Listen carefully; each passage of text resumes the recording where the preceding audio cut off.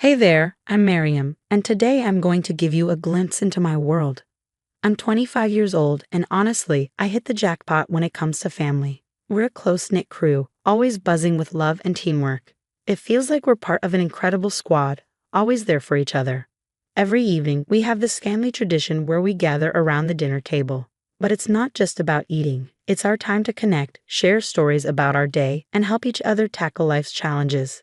It's amazing how a simple meal turns into a mini family conference. So how was your day, Miriam? Mom asked, passing me the salad bowl. I smiled. It was great.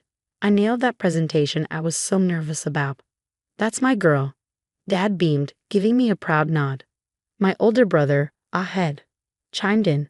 I knew you'd crush it. All that practice paid off, huh? Ahed's always had my back, especially with my studies. He's like my personal tutor and cheerleader combined. And then there's my sister, Isra, who keeps us laughing with her crazy stories. You won't believe what happened at work today, Isra began, her eyes sparkling with mischief. We all leaned in, ready for one of her wild tales. That's the thing about our dinners. You never know what stories will come out of it. But we're not just about talking. We're all about action too. Everyone has their responsibilities. Dad's the king of lawn care. Mom rules the kitchen. Ahed's our tech wizard. Isra keeps the living room spotless, and I've got the laundry routine down. Miriam, don't forget it's your turn to do the dishes tonight. Mom reminded me as we wrapped up dinner. On it, Mom, I replied, laughing as Isra nudged me. Need company while you scrub. That's the thing about chores in our house. They're never boring. We team up and make them fun. But the real fun, our monthly family trips. It's a tradition for us. We all sit down, brainstorm ideas, and plan our next adventure. How about hiking next month? I suggested during one of our planning sessions. Oh yes, Isra exclaimed. I know an awesome trail that leads to a waterfall. Sounds perfect, Dad agreed. Ahad, can you check what gear we'll need? Sure thing, Ahad replied, already on his phone researching. Mom smiled at us. I'll handle the picnic. Any requests? And just like that, we were all set, excited for our next adventure. Sometimes I sit back and realize how lucky I am. This warm, loving atmosphere isn't just comforting. It's my secret weapon. It keeps me going when life gets tough. The support, the laughter, the way we pitch in for each other. It's not just about family, it's about building each other up. In our home, love isn't just a feeling, it's an action. It's in the way we listen, the way we help without being asked, and how we celebrate every win, big or small. So that's a peek into my life, where family isn't just about blood, but about creating a space where everyone thrives. And let me tell you, it's pretty awesome. Now let me take you to a special day, my parents' anniversary. Like all family occasions, it started with excitement and warmth. We were gathered at Isra's place, the dining room decorated with streamers and balloons, and the air filled with the delicious smell of Mom's favorite dishes. Laughter echoed through the house. To 30 years of love, Dad said, raising his glass. We all toasted, the sound of glasses clinking like bells. May we all find a love as strong as yours, I added, smiling at my parents. Isra handed me a glass of what looked like my usual peach iced tea. Here, I made this special for you, she said with a smile that, in hindsight, seemed a little off. I took a sip and immediately paused. Something didn't taste of I brushed it off, not wanting to make a fuss on such a happy day.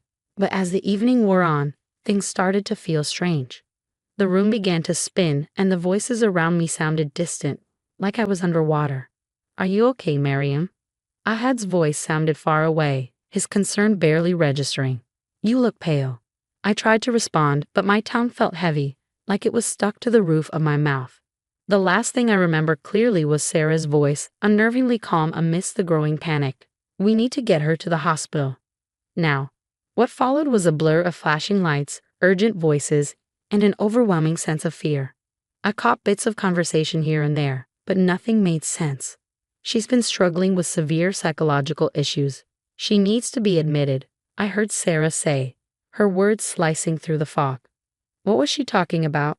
I wanted to protest, to tell them it wasn't true, but my body wouldn't respond. Then a new voice cut through the haze, sharp and clear.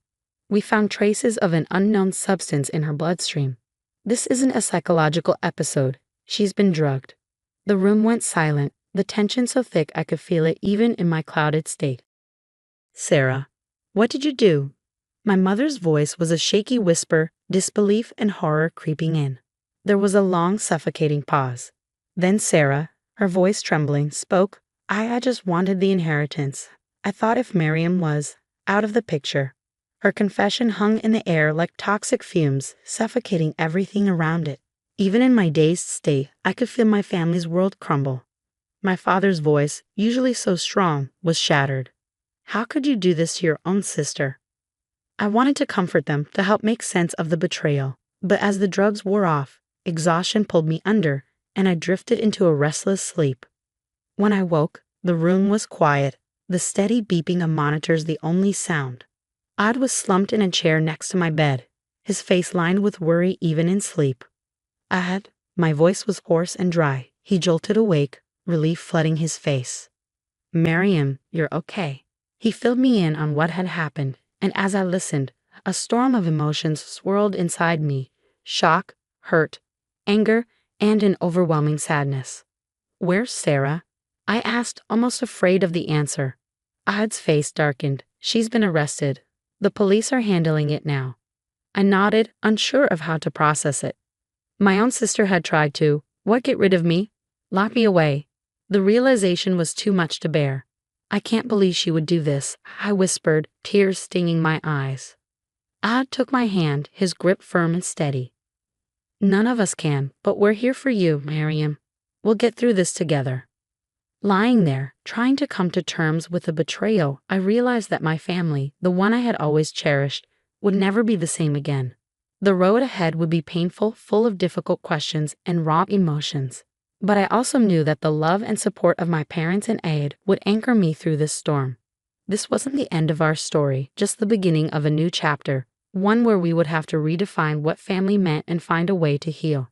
Later, the hospital room felt stifling as we all gathered, the tension thick in the air. My parents sat rigid, a mix of anger and heartbreak on their faces. Ahad stood against the wall, arms crossed, his gaze locked on Sarah. And there was Sarah, hunched over in her chair, looking smaller than I had ever seen her. I took a deep breath. Before we do anything drastic, I think we need to talk, really talk. Dad's jaw clenched. Talk? After what she did to you? I know, Dad, but there has to be more to this. I turned to Sarah. Why, Sarah? What made you do this? For a moment, only the hum of the hospital equipment filled the silence. Then Sarah's shoulders began to shake, tears streaming down her face. I'm sorry, she sobbed. I'm so sorry. Sorry doesn't cut it. I'd snapped. You could have killed Miriam. I know, Sarah wailed. I wasn't thinking straight. I haven't been, for a long time. Mom leaned forward, her voice soft despite the hurt in her eyes. What do you mean, sweetheart? Sarah took a shaky breath. I've been struggling with my mental health for years, but I never told anyone. I thought I could handle it on my own. Oh, Sarah, Mom whispered. And then there was Miriam, Sarah continued, her voice barely audible. Perfect Miriam, everyone's favorite. She glanced at me, guilt weighing heavy in her eyes. I know it's not true, but I couldn't help feeling like I was nothing compared to you. My heart twisted at her words. Sarah, that's not. She held up a hand, stopping me. I know it's not true. In my head, it felt real. I convinced myself you were the favorite, that Mom and Dad loved you more, that you'd get everything, their love, their attention, the inheritance. And I snapped. The room fell into a heavy silence as we all absorbed this revelation. Dad cleared his throat, his voice laced with sorrow. Why didn't you come to us? We could have helped you. Sarah shrugged, her expression a mix of helplessness and regret. I was ashamed, scared. I didn't want to disappoint you. So instead, you tried to hurt your sister. Ahad's voice was hard, but the pain beneath it was unmistakable. I wasn't thinking clearly, Sarah said softly, her voice small. I thought if I made Miriam look unstable, maybe you'd see me, love me more. My heart ached. How had I missed my sister's pain for so long? What you did was wrong, Sarah, I said gently. But I understand now, and I forgive you. Sarah's head shot up, her eyes wide in disbelief. You do? I nodded, tears in my eyes. You're my sister. I love you, but you need help, real help. Mom reached out, squeezing Sarah's hand. We'll get you that help, sweetheart. Whatever it takes. Dad nodded, his stern expression softening. We're a family, we'll face this together. For the next few hours, we sat together, hashing out a plan. Sarah would start intensive therapy immediately. And we have family sessions to work on our communication. Id and Dad would oversee Sarah's finances for a while, just as a precaution, and I suggested that Sarah volunteer somewhere to help her reconnect with her compassion. I'd like that, Sarah said, nodding. I want to make amends. As our impromptu family meeting wrapped up, I felt a glimmer of hope. The road ahead wasn't going to be easy, but we were facing it together. Sarah, I said as everyone was getting ready to leave, I want you to know something. I've never thought of myself as the favorite. You're my big sister. I've always looked up to you, admired you. I'm sorry if I ever made you feel less than. Tears welled up in Sarah's eyes again. Oh, Miriam, I'm the one who should be sorry. And I am, I promise. I'll make this right. As she hugged me, I felt the first stirrings of healing. Our family had been shaken to its core, but we were still standing. Maybe, just maybe, we come out stronger on the other side. As the seasons changed, so did our family dynamic. The path to recovery wasn't easy, but we tackled it head-on, united in our determination to heal. Sarah threw herself into therapy with a surprising dedication. I'd often find her poring over self-help books or practicing meditation techniques she'd learned. It was like watching a butterfly emerge from its chrysalis. Slow, sometimes painful, but ultimately beautiful. Miriam, Sarah said one day, her voice thick with emotion. I can't say sorry enough for what I did, but I promise I'm working hard to be better. I squeezed her hand. I know, Sarah. I see it every day. Our family sessions became the cornerstone of our healing. We laughed, we cried, we argued, but most importantly, we listened, really listened to each other, maybe for the first time in a long time. Sarah's volunteer work at the local community center breathed new life into her. She'd come home with stories of the people she helped, her eyes shining with purpose. I never realized how good it feels to make a difference, she confided in me one evening. As for me, I found strength I never knew I had. Forgiving Sarah wasn't easy, but it was necessary, not just for her, but for my own peace of mind. The story of Miriam's family has come to an end, but now I have a question for you. If you were in Miriam's shoes, could you forgive a family member who deliberately tried to harm you? What would it take for you to trust them again? Share your thoughts in the comments below. Your perspective could help someone facing a similar situation. If you found this story engaging, don't forget to hit that like button. For more thought-provoking content, subscribe to our channel. Your support helps us continue sharing stories that matter.